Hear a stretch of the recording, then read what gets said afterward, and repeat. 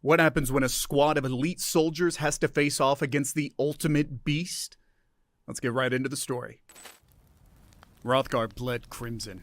Choked skies, scorched earth, twisted metal skeletons littered the ground, monuments to war.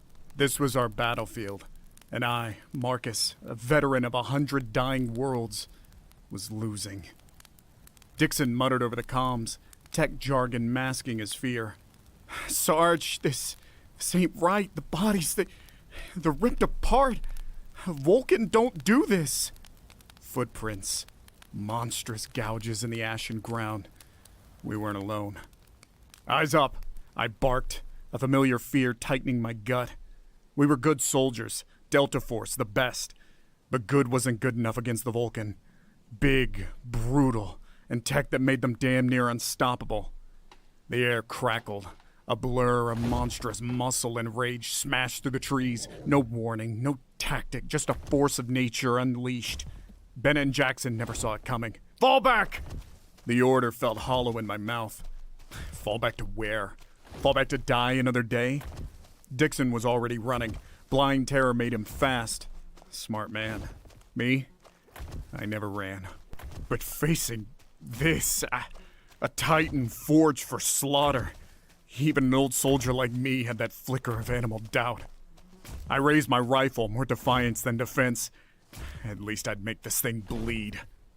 The beast roared, and the sounds tearing through my last shred of bravado. Each pulse of its fury shook the ground. I fired bursts of plasma, scorched its mottled hide. Superficial damage, stings to a raging bull. Dixon was a distant speck, swallowed by the choking dust. It was just me and the monster now. Every instinct screamed to run. Survival wasn't a noble death. It was getting the hell away. But my legs wouldn't obey. Something about this, it was wrong. Not just the size or the rage, but a cruel glint in its eye. A sliver of twisted intelligence. The beast charged, I dodged. More luck than skill. Claws ripped the ground where I'd stood seconds before. It learned fast. It adapted, just like its creators. A fallen tree lay ahead, a flimsy shield. I scrambled over to it as the beast crashed through the splintering, rotten wood. Up a treacherous slope, rocks tumbling beneath my boots. Pain spiked in my lungs, a hot iron in my chest. Fear turned the blood to acid. The incline was brutal, but panic was a stronger engine than exhaustion. I heard the beast gaining, its heavy footfalls a death nail. Ahead, a shadowed crevice offered hope, or a dead-end death trap. I didn't have time to think. A desperate scramble, I tumbled into the darkness, bruising myself against rough stone. Light vanished. I turned, panting, my pulse rifle trembling in my hands. Above the beast loomed, a monstrous silhouette against the dim light. It hesitated.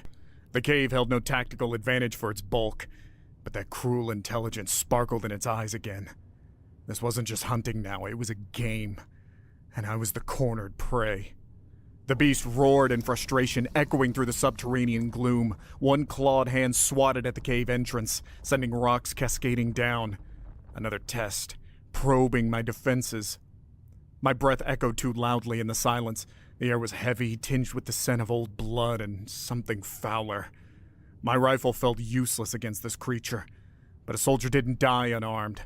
My hand tightened on my sidearm, a familiar weight reassuring in its deadliness. Then, a flicker in the far reaches of the cave, a strange, pulsing green glow. No time for questions, only survival. Aiming at the roof, I fired. Rocks cascaded, partially obscuring the entrance. The beast bellowed, enraged. I didn't wait to see the effect. Scrambling, desperate, I plunged into the darkness, the green glow my only guide. The passage was unnaturally narrow, rough stone cutting into my knees. I ignored the pain, ignored the growing sense of dread. Every frantic heartbeat was a victory against the inevitable. The tunnel twisted and then abruptly opened into a chamber. The source of the green glow was chillingly clear. Vats, filled with the unearthly liquid, pulsed with sickening energy. And within them, the Vulcan. Twisted, mutated, some barely formed, others monstrously oversized. My stomach churned, not from fear now, but from disgust. This wasn't a battlefield anymore, this was a monstrous laboratory. And the beast, it wasn't an aberration, it was the pinnacle of their twisted science. Then came the alarm, a harsh, piercing wail, not meant for me, a warning to its creators. I was already cornered, but now they knew. In the corner of my eye, I saw a larger vat, and the hulking silhouette within, an unfinished monster. A door set into the far wall flickered with alien symbols. Survival, that primal instinct, kicked back in. I dashed past the vats, praying whatever was on the other side of that door was better than facing the beast again. Frantic fingers danced over the unfamiliar control panel of the mysterious door. Alien symbols mocked my ignorance, but desperation bred recklessness. I pounded the panel, risking electrocution, whatever it took to open the damn thing. The door hissed open, revealing a darkened passage beyond. Just as I lunged for the entrance, the beast burst into the lab, its guttural roar of frustration filling the chamber. It spotted me immediately. It learned fast. Way too fast. I sprinted, darkness enveloping me.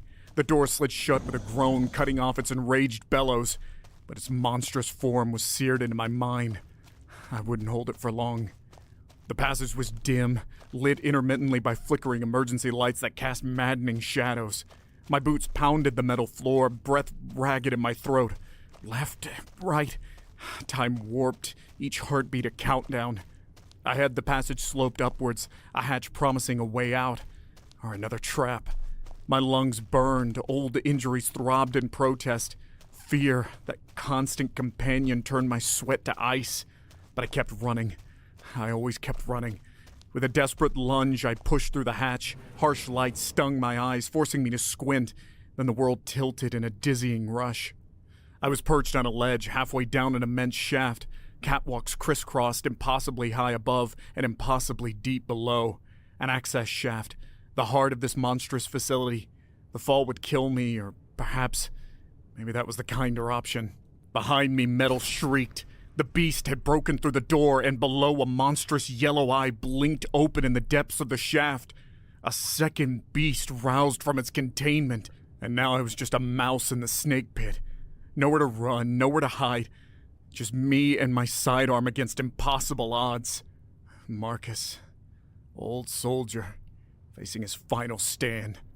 The catwalk loomed above, a precarious narrow path, but a path nonetheless. With a surge of defiant energy, I lowered myself to the slick metal.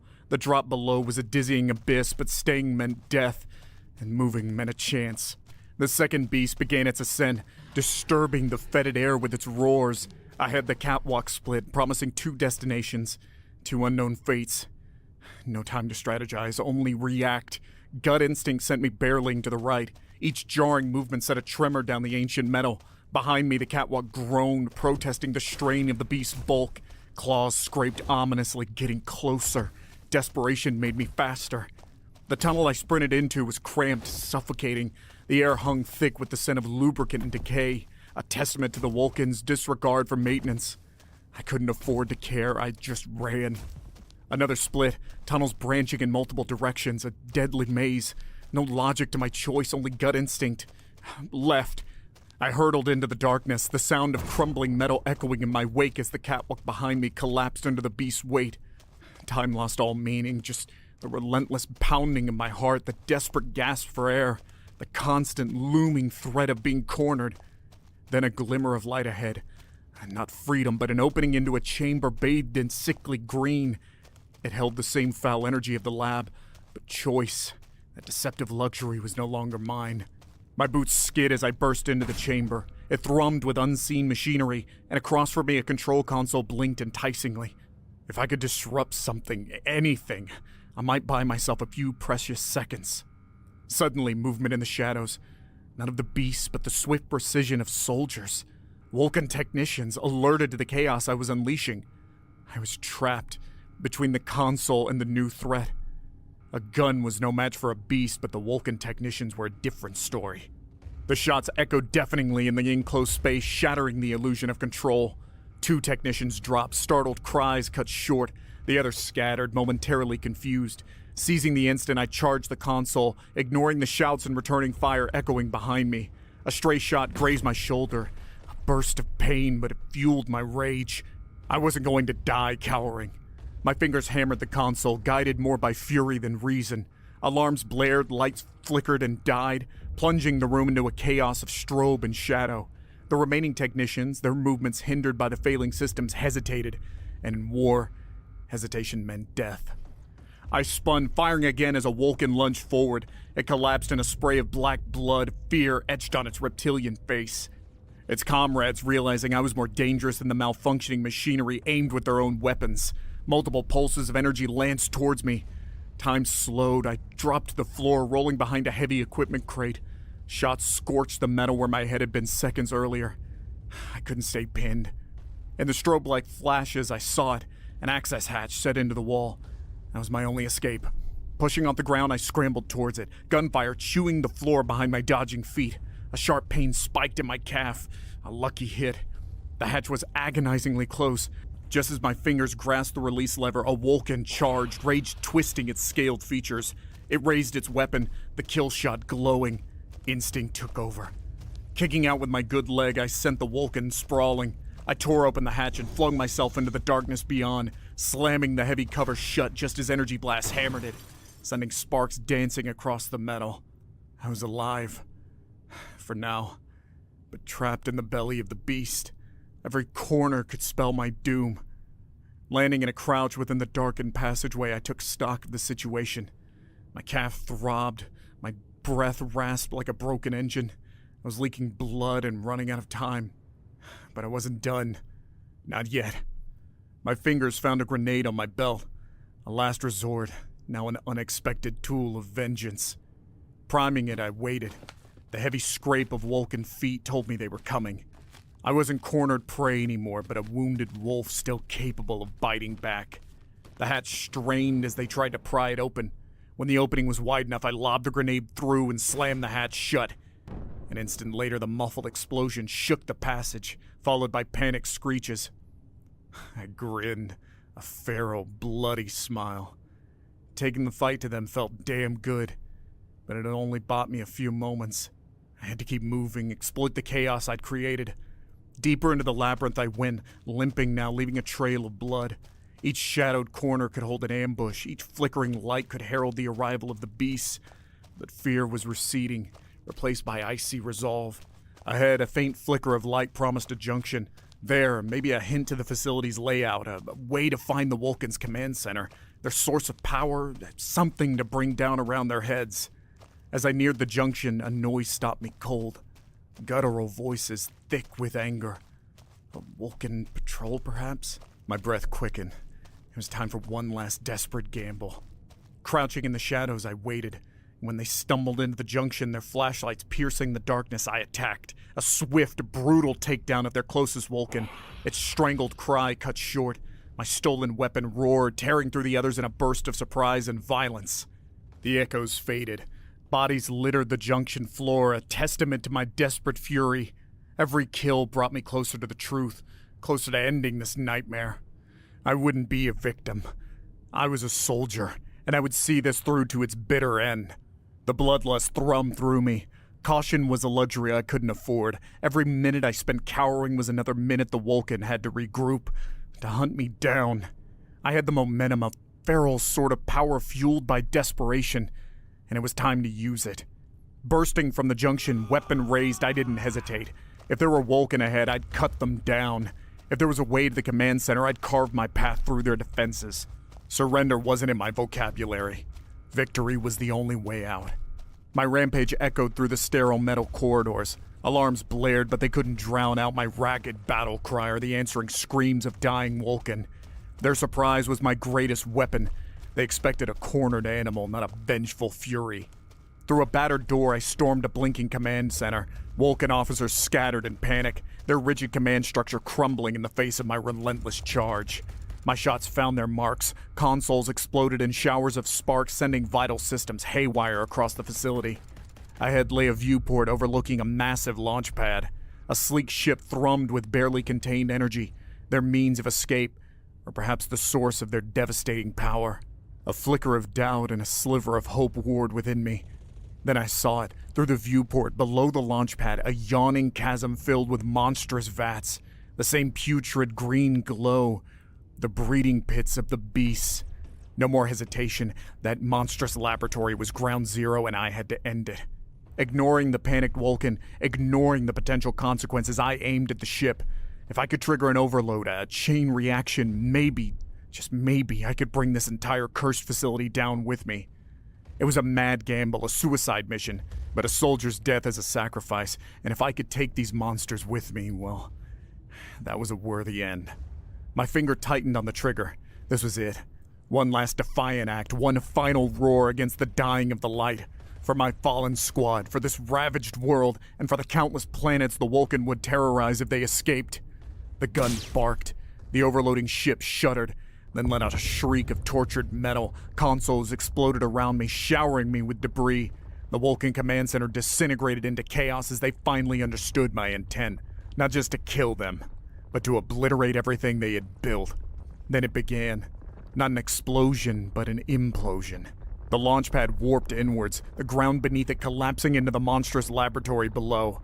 I stumbled backwards as the tremors intensified, the facility crumbling into itself, the vats of unnatural life shattering in a cascade of sickening brilliance. The world tilted. With one final defiant yell, I was swallowed by the collapsing structure, darkness descending like a shroud. But even as I braced for oblivion, a flicker of grim satisfaction ignited amidst the roaring destruction. I had taken their weapon, their power, their entire monstrous scheme, and turned it into their doom. Then came the light. Not a searing blast of detonation, but a cool, piercing beam cutting through the dust and rubble. When my vision cleared, I wasn't staring into the jaws of death, but at a rescue ship, its insignia flickering with an unfamiliar pattern. Not Vulcan, something else. Alien voices called out, sharp and indecipherable. They descended cautiously, weapons raised, regarding me not as an enemy, but as a curiosity, a survivor amidst the ruins. I could barely stand. Blood seeped from a dozen wounds, my consciousness wavering, but I didn't raise my hands in surrender. I lowered my gun, letting it clatter to the broken floor. They had arrived too late to save Hrothgar. But perhaps my actions, my desperate sacrifice had alerted them to a greater threat, the secret horrors of the Vulcan. Maybe this wasn't the end. Maybe, just maybe it was the beginning of a new war. And tired, battered, and broken,